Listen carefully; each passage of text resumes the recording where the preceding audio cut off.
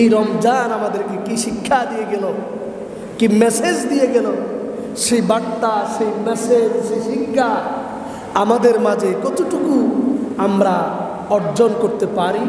বাকি 11 মাস, 1 মাসের ট্রেনিংয়ে আমি কিভাবে 11 মাসটিকে সুন্দরভাবে চালাতে পারি, এই বিষয় নিয়ে আজকে আমরা আলোচনা পেশ করব in the light off the Holi Quran and authentic books of হাদিস, যাকে আমি আরবি ভাষায় শিরোনাম খুতবাতে করেছি আল মুদাওয়ামাতু আলাল আমালিস সালিহা বা'দা রমাদান। ونستعينه ونستغفره ونؤمن به ونتوكل عليه ونعوذ بالله من شرور أنفسنا ومن سيئات أعمالنا من يهده الله فلا مضل له ومن يضلله فلا هادي له ونشهد أن لا إله إلا الله وحده لا شريك له ونشهد أن سيدنا وسندنا وحبيبنا ومولانا محمدا عبده ورسوله الذي أرسله الله تعالى بالحق بشيرا ونذيرا وداعيا إلى الله بإذنه وسراجا منيرا فقد قال الله تبارك وتعالى في كلامه المجيد وفرقانه الحميد أعوذ بالله من الشيطان الرجيم بسم الله الرحمن الرحيم إن الله وملائكته يصلون على النبي يا أيها الذين آمنوا صلوا عليه وسلموا تسليما صلى الله على سيدنا محمد وآله وأصحابه وسلم بلغ العلا بكماله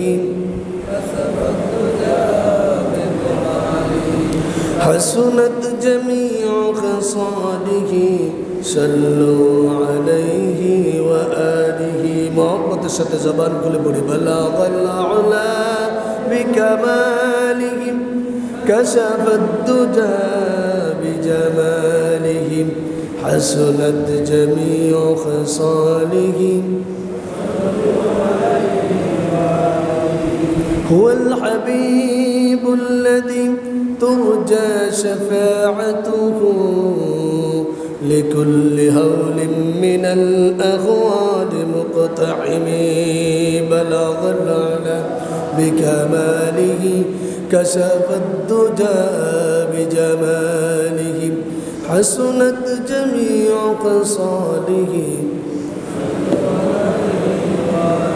محمد بشر وليس كالبشر بل هو ياقوت والناس كالحجر بلغ العلا بكماله كشف الدجى بجماله حسنت جميع خصاله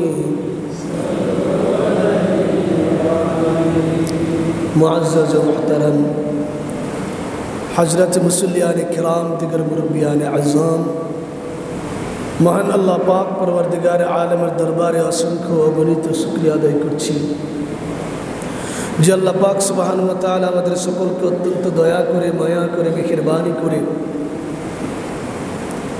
দীর্ঘ একটি মাস সিয়াম সাধনার মধ্য দিয়ে পবিত্র রমজানুল মুবারকের সকল ধরনের আল্লাহর পক্ষ থেকে নির্ধারিত সকল বিধানকে যতটুকু সম্ভব পালন করার মধ্য দিয়ে একটি সুশৃঙ্খল নিয়মানুবর্তিতার মধ্য দিয়ে একটি মাস শেষ করে আল্লাহ সুবহানাহু ওয়া তাআলা আমাদের সকলকে ঈদুল ফিতরের নামাজ আদায় করে আবার তার খুব গুরুত্বপূর্ণ ফরিজা কর্তব্য সেই পবিত্র জুমার মসজিদে জুমার নামাজ আদায় করার উদ্দেশ্যে আল্লাহ পাক উপস্থিত হওয়ার তৌফিক এনায়েত করেছেন। এজন্য সকলে অন্তঃস্থল থেকে শ্রদ্ধা জড়িত কণ্ঠে সে রব্বুল ইজ্জত ওয়াল জালালের দরবারে কালিমাতু শুকর আদায় করি, সকলে উচ্চ কণ্ঠে উচ্চারণ করি আলহামদুলিল্লাহ। আল্লাহ সুবহানাহু ওয়া তাআলা মানব জাতিকে, মানব সম্প্রদায়কে আল্লাহ পাক যে আদর করে সৃষ্টি করেছেন, মায়া করে সৃষ্টি করেছেন, এই বান্দা যেন আল্লাহর পথ থেকে দূরে সরে না যায়। বান্দার চিরশত্রু যে শয়তান নামক মারাত্মক শত্রু রয়েছে, এই শত্রু যেন তার বিভিন্ন ওয়াসওয়াসার মাধ্যমে আমার বান্দাকে আল্লাহর পথ থেকে যেন দূরে সরে নিয়ে যেতে না পারে। এই জন্য আল্লাহ রাব্বুল আলামিন বান্দাকে কাছে ডাকার জন্য, কাছে আসার জন্য আল্লাহ পাক বিভিন্ন সময়ে সুযোগ দিয়ে থাকেন। সেই সুযোগ হিসাবে রব্বুল আলামিন পবিত্র রমজানুল মুবারকের মতো গুরুত্বপূর্ণ একটি মাস আল্লাহ সুবহানাহু ওয়া তাআলা আল্লাহ পাক নিজে বান্দাকে দান করেছে। সে একটি মাস পেয়ে বান্দা যখন নিয়মানুবর্তিতার মাধ্যমে সুশৃঙ্খল জীবন পালন করে বান্দা যখন আল্লাহ সুবহানাহু ওয়া তাআলা সেই বিধানগুলোকে সুন্দরভাবে অক্ষরে অক্ষরে চেষ্টা করেছে পালন করার জন্য, সেটি শেষ করে আল্লাহর সান্নিধ্য অর্জন করে ঈদ উল ফিতরের নামাজ আদায় করে আল্লাহর কাছে যখন দোয়া চেয়েছে, আল্লাহ রাব্বুল আলামিনের রাসূল পাক সাল্লাল্লাহু আলাইহি সাল্লাম ঘোষণা করেছেন, হাদিস এসেছে, আল্লাহ রাব্বুল আলামিন সেই বান্দার সকল ধরনের গুনাহকে আল্লাহ রাব্বুল আলামিন মাফ করে দিয়েছেন। সুবহানাল্লাহ। কারণ রমজান এসেছে মানুষকে পাপ মুক্ত, গুনাহমুক্ত করার জন্য। সে রমজান এসে আমাদের মাঝ থেকে বিদায় নিয়ে গেল। আমরা কি পবিত্র রমজান পাওয়ার পরে, রমজান চলে যাওয়ার পরে নির্দিষ্ট যে আমল করেছি, আমলটুকু কি শুধু সেখানেই রেখে দিব কিনা? রমজানের পরবর্তী কর্মসূচি আমাদের আছে কিনা? রমজানের পরবর্তী বাকি যে 11 মাস রয়েছে, এই 11 মাস, এই রমজান আমাদেরকে কি শিক্ষা দিয়ে গেল, কি মেসেজ দিয়ে গেল, সেই বার্তা, সেই মেসেজ, সেই শিক্ষা আমাদের মাঝে কতটুকু আমরা অর্জন করতে পারি?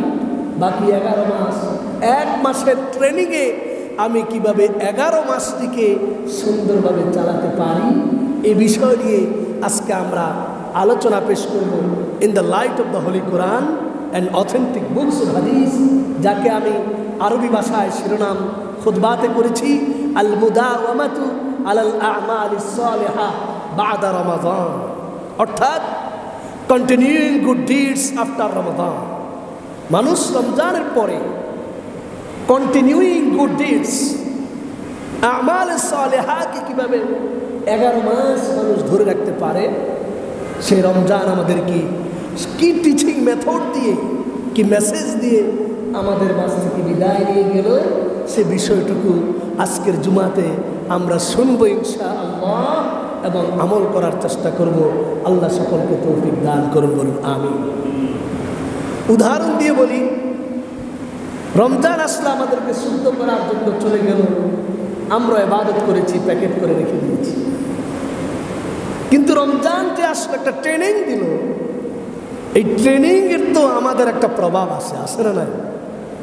উদাহরণ দিয়ে বলি,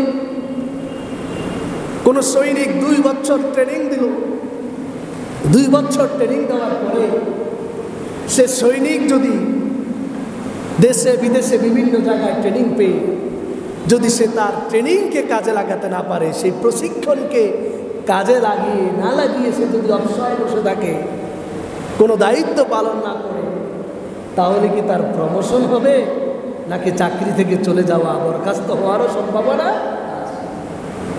ঠিক তদ্রূপ কোনো শিক্ষক বাংলার জমিন থেকে গিয়ে Oxford, Cambridge, Harvard, Australia, Canada, জার্মানে গিয়ে, জাপানে গিয়ে ট্রেনিং নিয়ে চলে আসলো, কিন্তু সেই শিক্ষক, সেই টিচার তার সেই ট্রেনিংকে তার শিক্ষা ব্যবস্থায় এবং তার সেই লেকচারের মধ্যে তার কর্মজীবনে সেই ট্রেনিংকে কাজে লাগালো না, তাহলে এই ট্রেনিংটুকু তার জন্য নিজের জীবন যেভাবে উন্নত হওয়ার কথা, প্রমোশন হওয়ার কথা, যেমন ব্যর্থ।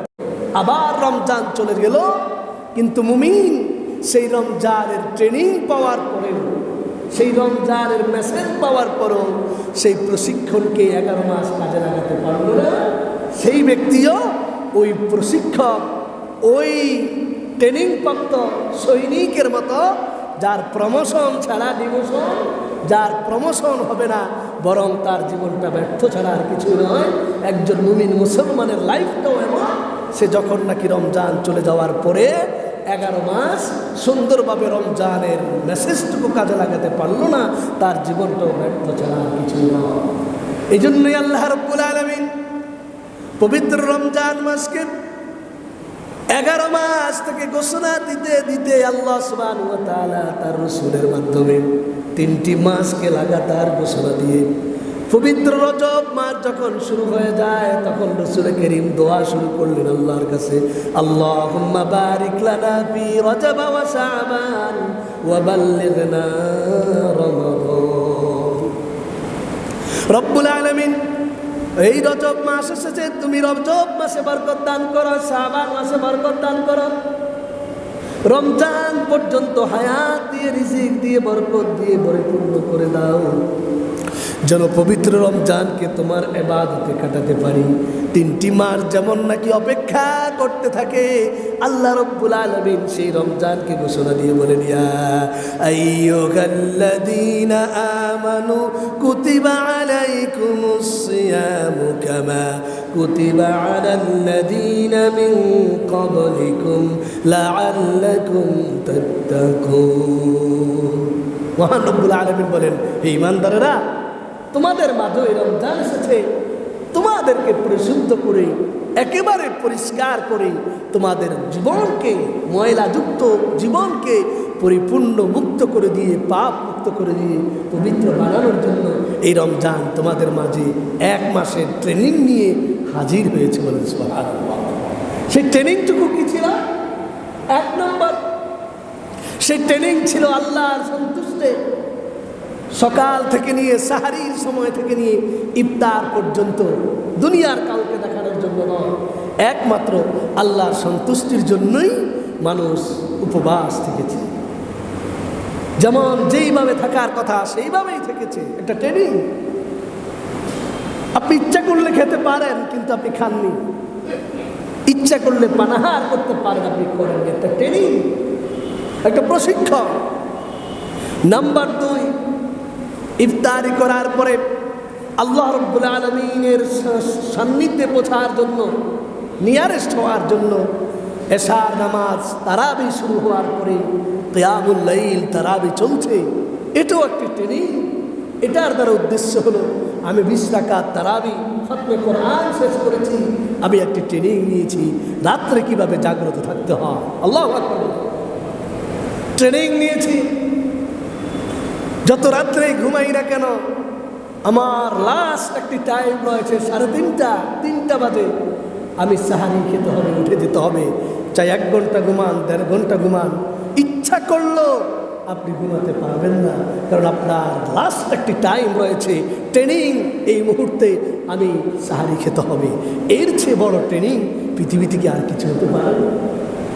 এরপরে সাহারি খাওয়ার পরে আবার অপেক্ষা আছে কোন সময় মুয়াজ্জিন সাহেব আযান দিয়েছে। আযান দেওয়ার সাথে সাথে মসজিদে এসে নামাজ শুরু করে দিয়েছি। নামাজের পরেই আবার যারা পারে কিছু জিকির আজকার করে আবার নিজে নিদ্রা গিয়েছি। দিনের বেলায় চলে যাচ্ছেন। আর কোরআনের সাথে রমজানের যেই সম্পর্ক রয়েছে, এই রমজানের সম্পর্ক কোরআনের সাথে থাকার কারণে আমরা মুমিন মুসলমান সারা বিশ্বের মধ্যে পবিত্র কোরআন তেলাওয়াতের একটি আনন্দ শুরু হয়েছে। সুবহানাল্লাহ। এই যে ট্রেনিংটুকু আমরা নিয়েছি, আল্লাহ রাব্বুল আলামিন বলেছেন, এই ট্রেনিং নেওয়ার কারণে আমি আল্লাহ পাক তোমাকে মুত্তাকি বানিয়ে দিলাম, পরহেজগার বানিয়ে দিলাম। তোমার জীবনের সমস্ত গুনাহগুলোকে আমি আল্লাহ রাব্বুল আলামিন এই রোজার কারণে মাফ করে দিলাম। সুবহানাল্লাহ। সুতরাং এখন আমরা আল্লাহর বান্দা হয়ে আমরা এখন আছি। আরে রমজান এসেছে, রমজান চলে গেল, আবার আসলে ইবাদত করব। এখন আমি আমার মতো শুরু করে দিই। রমজান মাস শুরু হওয়ার পরে আল্লাহ রাব্বুল আলামিন আসমানে ফেরেশতা পাঠিয়ে দুনিয়ার মধ্যে বলেছেন, ইয়া বাগিয়াল খায়রি আকবিল ওয়া ইয়া বাগিয়াশ শাররি আকসির ওয়া লিল্লাহি উতাকাউ মিনান নার। আর যারা কল্যাণকামী আছো, কল্যাণের প্রার্থী আছো, সামনে অগ্রসর হও। আর যারা অকল্যাণের জীবন গঠন করছো, তোমরা পিছু হটো, স্টপ হয়ে যাও। কারণ এই জাহান্নাম থেকে মুক্তির একটি মাস হলো এই পবিত্র রমজান মাস। সুবহানাল্লাহ। এখন আমরা চিন্তা করলাম রমজান তো চলে গেল, তাহলে আমাকে তো রমজান মাসে বিরত থাকতে বলা হয়েছে পাপ থেকে, আমি এখন শুরু করে দিব পাপ কাজ। তাহলে আমি আপনাদের মাঝে এই প্রশ্নটি করি, প্রশিক্ষণ নেওয়ার পরে প্রশিক্ষণকে কাজে না লাগানো এটা কি বোকার কাজ না বুদ্ধিমানের কাজ? আরে কথা বলেন। প্রশিক্ষণ নেওয়ার পরে, ট্রেনিং নেওয়ার পরে সেই ট্রেনিংকে যদি কাজে না লাগা, সেই ব্যক্তিকে কি বুদ্ধিমান বলবে নাকি নির্বোধ বলবে? নির্বোধ বলা হবে। ট্রেনিং নেওয়ার পরে সেই ট্রেনিংকে কাজে না লাগে, যেমন চাকরিতে আপনার প্রমোশন হবে না, শিক্ষা সব ক্ষেত্রে যেমন আপনার প্রমোশনের আশা করা যায় না, ঠিক তদ্রুপ রমজানের ট্রেনিং নেওয়ার পরেও, প্রশিক্ষণ নেওয়ার পরে সেই প্রশিক্ষণকে যদি, সেই ট্রেনিং আর মেসেজকে যদি আমি কাজে লাগাতে না পারি, আমাকে যতই চালাক মনে করা হোক, যতই আমাকে একেবারে বুদ্ধিমান মনেও করা হোক, আমাকে নির্বোধ ছাড়া আর কোনো কিছু বলার মতো সেই সার্টিফিকেট আল্লাহ ছাড়া আর কেউ দিবেন না, ঠিক কিনা?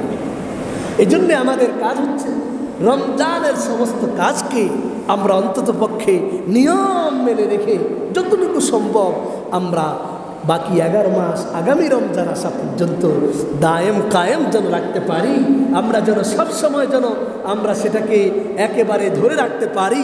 এই জন্য আমরা সকলে চেষ্টা করবো ইনশাআল্লাহ। এই জন্য আজকে আমরা আলোচনা করব রমজান পরবর্তী সময়ে নেক আমল অব্যাহত রাখার আমাদের উপায়গুলা কি কি, রমজানের শিক্ষা থেকে আমরা রমজান থেকে কি শিক্ষা গ্রহণ করেছি, এই বিষয়টুকু নিয়ে আমরা আলোচনা করি। রাসূল করিম সাল্লাল্লাহু আলাইহি ওয়াসাল্লামের একটি হাদিস আমার মনে পড়ল। ওয়াকালান নবী সাল্লাল্লাহু আলাইহি ওয়াসাল্লাম, ইন্না আব্বাল আমালি ইলাল্লাহি আদওয়াবুহা ওয়া ইন ক্বাল্লা, রাওয়াহুল বুখারী। আল্লাহ নবী, প্যার নবী রাসূল করিম সাল্লাল্লাহু আলাইহি ওয়াসাল্লাম ইরশাদ করেন, ও আমার উম্মতরা শুনো, ও আমার উম্মতরা শুনো, আল্লাহর কাছে সবচেয়ে বেশি প্রিয়, গ্রহণযোগ্য, আল্লাহর কাছে মহব্বতের আমল হলো ওই আমল, আদওয়াবুহা, যে আমল বেশি বেশি সদা সর্বদা নিয়মিত করা হয়। আমি একটা আমল করলাম, মনে করেন প্রতিদিন আমি 2 রাকাত নফল নামাজ আদায় করছি, এই 2 রাকাত 1 সপ্তাহ করলাম আর করলাম না এমন নয়, বরং এই 2 রাকাত নফল নামাজ যতদিন পর্যন্ত হুঁশ থাকবে, জ্ঞান থাকবে, ততদিন পর্যন্ত আমি নিয়ম অনুসারে এই কাজটি আদায় করলাম। আল্লাহ রাসূল ঘোষণা করলেন এটাই হলো আল্লাহর কাছে সবচেয়ে বেশি প্রিয় আমল। সুবহানাল্লাহ। হাদিস এসেছে সহিহ বুখারীর হাদিস, হাদিসটি 64 বুখারী মধ্যে স্পষ্টভাবে আছে। রাসূল করিম বলেন, ইন্না আহাব্বাল আমাল ইলাল্লাহি আদওয়ামুহা ওয়া ইন আকাল, যেই আমল, ওয়া ইন কাল, যে আমল আল্লাহর কাছে বেশি বেশি সদা সর্বদা নিয়মিত করা হয়, নিয়মিত যে আমল করা হয়, চাই সেটি কম হোক অল্প হোক, আপনি নিয়মিত প্রতিদিন 5 টাকা করে সদকা দিচ্ছেন। কত টাকা? 5 টাকা, 5000 নয়, প্রতিদিন 5 টাকা। আপনার ডায়েরিতে এটা লেখা আছে, আমার রোজ নামছার মধ্যে লেখা আছে আমি প্রতিদিন 10 টাকা করে আল্লাহর রাস্তায় খরচ করব। এটা আপনি আমল করেন। আল্লাহ রাসূল বলেন, ইন্না আহাব্বাল আমাল ইলাল্লাহি আদওয়ামুহা ওয়া ইন কাল্লা, 10,000 টাকা একদিনে দিয়ে আর জীবনে দান করলাম না, এটার চেয়ে প্রতিদিন 10 টাকা দিয়ে আজীবন দিয়ে যাওয়া, আমল করে নেওয়া, এটাই হলো আল্লাহর কাছে সবচেয়ে বেশি প্রিয় আমল। সুবহানাল্লাহ। ঠিক তদ্রুপ 2 রাকাত নফল নামাজ প্রতিদিন আদায় করে আল্লাহর কাছে সবচেয়ে বেশি প্রিয়। প্রতিদিন আপনি 1 পৃষ্ঠা করে কোরআন তেলাওয়াত করেন, যেই সময় সুযোগ পান আপনি আদায় করে নেন, আল্লাহর কাছে সবচেয়ে বেশি প্রিয়।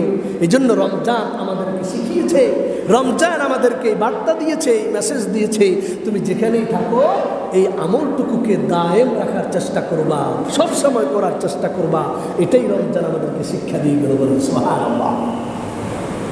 এইভাবে আল্লাহ রাসূল সাল্লাল্লাহু আলাইহি ওয়াসাল্লামের আরেকটি হাদিস আম্মা জান আয়েশা বলেন, وعن عائشة رضي الله تعالى عنها قالت كان أحب الأعمال إلى رسول الله صلى الله عليه وسلم الذي يدوم عليه صاحبه رواه البخاري أما زن عائشة صديقة رضي الله تعالى عنها বলেন, প্যার নবী রাসূল করিম সাল্লাল্লাহু আলাইহি ওয়াসাল্লাম কোন আমল যখন করতেন এই আমলটুকু রাসূল আজীবন করে যেতেন। সুবহানাল্লাহ। আপনি কোন আমল আজীবন করে গেলেন, কোনো কারণবশত, হাদিস আরেক হাদিসের কিতাবে এসেছে, কোনো কারণবশত আপনি সে আমলটুকু করতে পারেন নাই, একদিন হঠাৎ অসুস্থ হতেই পারে, পকেটে টাকা নেই, দান করতে পারেননি। আল্লাহ রসুলের হাদিস এসেছে, রসুল করিম সাল্লাল্লাহু আলাইহি সাল্লাম বলেছেন, কোনো কারণবশত আপনার দায়েমান আমল, সব সময়ের আমল একটু ত্রুটি হয়েছে, একদিন দুদিন করতে পারেননি, আল্লাহ রাব্বুল আলামিন আপনার আমল নামায় সর্বদা করার সওয়াব ওই আমলটুকু দান করে দিবেন। সুবহানাল্লাহ। এই জন্য আমরা সকলেই চেষ্টা করব, পবিত্র রমজান মাস চলে যাওয়ার পরে আমাদের মাঝে যেই বাকি 11 মাস আসছে, এই 11 মাস যেন আমরা আমাদের আমলটুকুকে ধরে রাখতে পারি, আমরা যেন সুন্দরভাবে সে আমলকে নিজের জীবনের সম্বল হিসাবে আমরা যেন উপস্থাপন করতে পারি, আমরা সবসময় যেন করতে পারি। আল্লাহ তৌফিক দান করুন, বলেন আমিন। এখন আমরা আলোচনা করব রমজানের যেই 15টি বিষয় সারা বছর আমাদের ধরে রাখা উচিত। রমজান আমরা যা করেছি সারা বছরও আমরা ধরে রাখবো ইনশাআল্লাহ। 1 নম্বর, রমজান মাসে আমাদের জন্য পবিত্র রমজান নিয়ে এসেছে সর্বপ্রথম ট্রেনিং, সর্বপ্রথম মেসেজ। আল্লাহ যেটা পবিত্র কোরআনের সূরা বাকারার 183, 185 নম্বর আয়াতে স্পষ্ট ঘোষণা করে দিয়েছেন, কুতিবা আলাইকুমুস সিয়াম কামা কুতিবা আলাল্লাযীনা মিন ক্বাবলিকুম লাআল্লাকুম তাত্তাকুন, যেন তোমরা মুত্তাকি হতে পারো। তাকওয়া শিক্ষা দেওয়ার জন্য রমজান আমাদের মাঝে এসেছে। সুবহানাল্লাহ।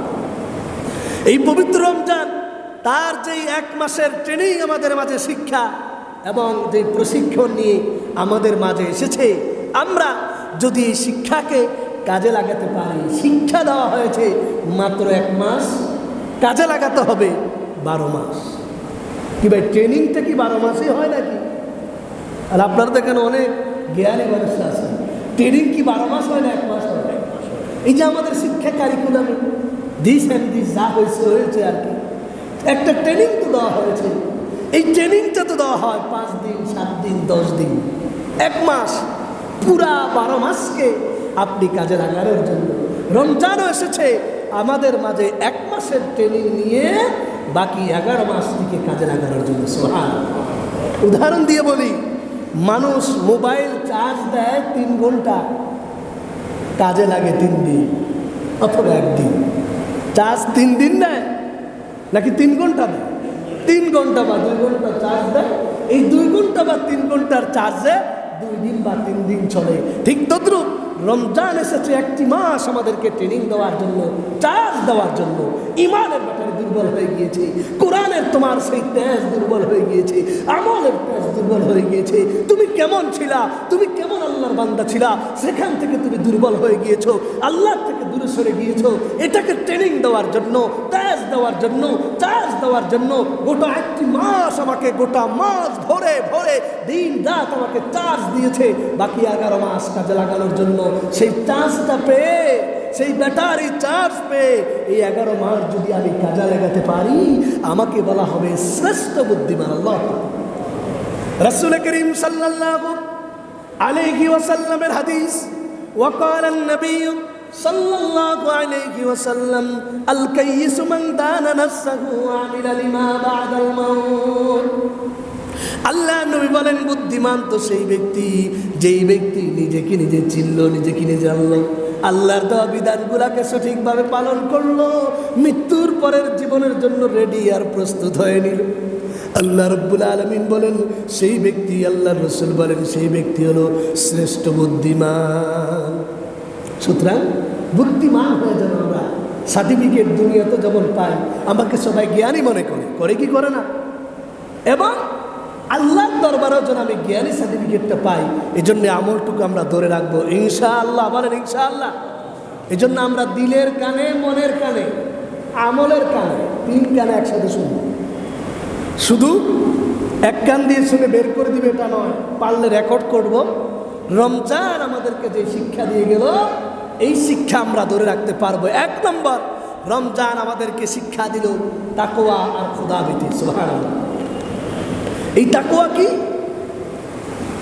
আরবি গ্রামার মতে, আরবি ডিকশনারি মতে তাকওয়া বলা হয় হুয়া ইমতিসালু আওয়ামিরিহি ওয়াজতিনাবু নাওয়াহিহি। আল্লাহর দেওয়া সকল বিধানকে আপনি সঠিকভাবে পালন করা এবং আল্লাহর দেওয়া সকল নিষেধাজ্ঞাকে ছেড়ে দেওয়া, একেবারে ছেড়ে দেওয়া, এটাকে বলা হয় কি? তাকওয়া। এই তাকওয়া যদি ঠিক হয়ে যায়, তার অক্সফোর্ডে যাওয়া লাগবে না, ক্যামব্রিজে আর অক্সফোর্ডে আর হার্ভার্ডে যাওয়া লাগবে, পৃথিবীর কোনো ইউনিভার্সিটিতে পড়া লাগবে না, কোনো শিক্ষালয়ে বিদ্যালয়ে পড়া লাগবে না। একেবারে পাহাড়ের চূড়ায় বসবাস করলে, সমুদ্রের তীরে বসবাস করলে, মহাবন আমাজনের ভিতরে, আফ্রিকার মহাজঙ্গলের ভিতরে বসবাস করেও যদি আল্লাহর দেওয়া পবিত্র বিধান তাকওয়া কারোর ভিতরে ঢুকে যায়, সেই হলো কাবা শরীফের ইমামের চেয়ে শ্রেষ্ঠ। আল্লাহ। তাকওয়া আপনার ভিতরে নেই, পৃথিবীর সকল ডিগ্রি আপনার ভিতরে ঢুকিয়েছেন।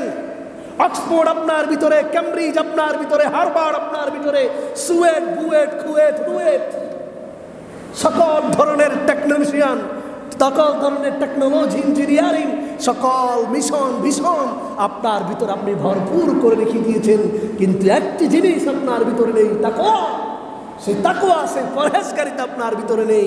আপনার দ্বারা পৃথিবীর মধ্যে আলো আশা করা যায় না অন্ধকার ছাড়া।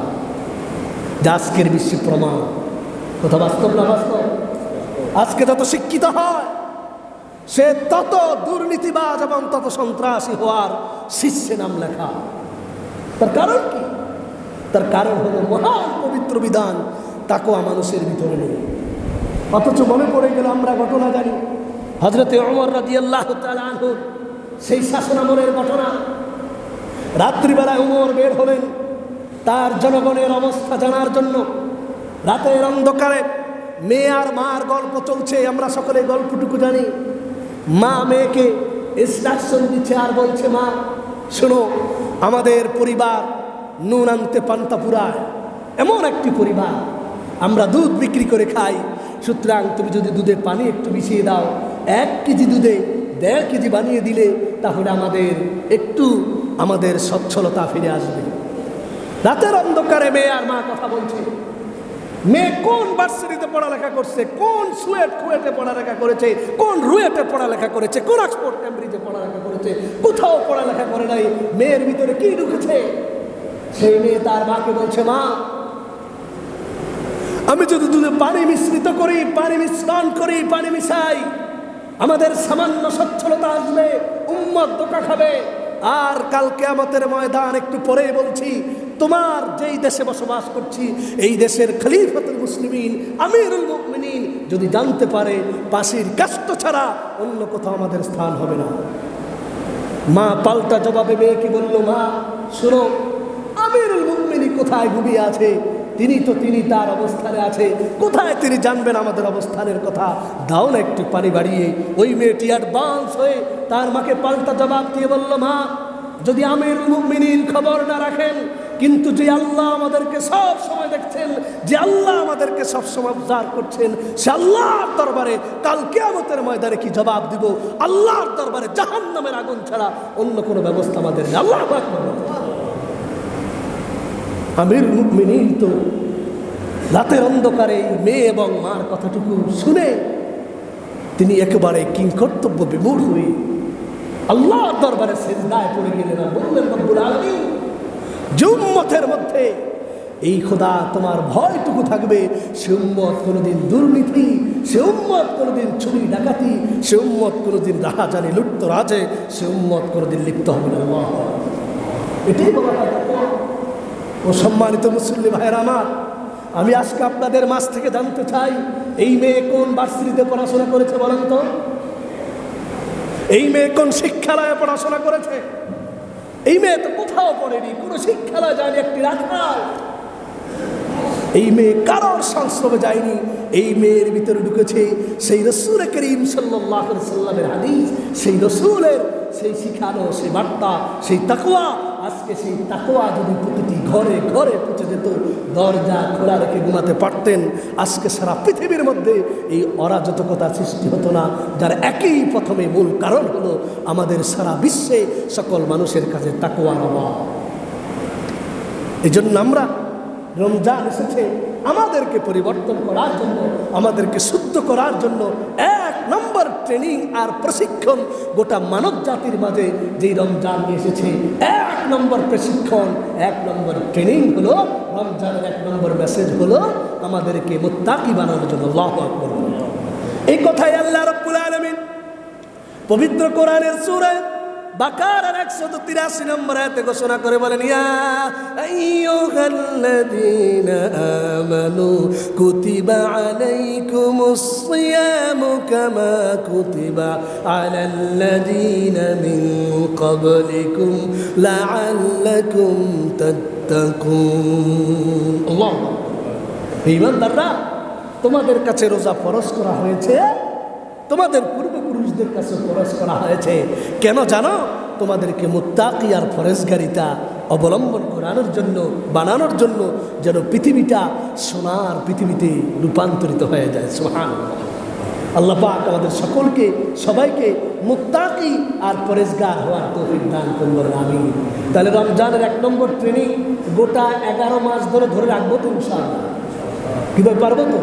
তাহলে এক নম্বর ট্রেনিং, এক নম্বর প্রশিক্ষণ আমাদের মাঝে আসছে মূলনীতি হিসাবে।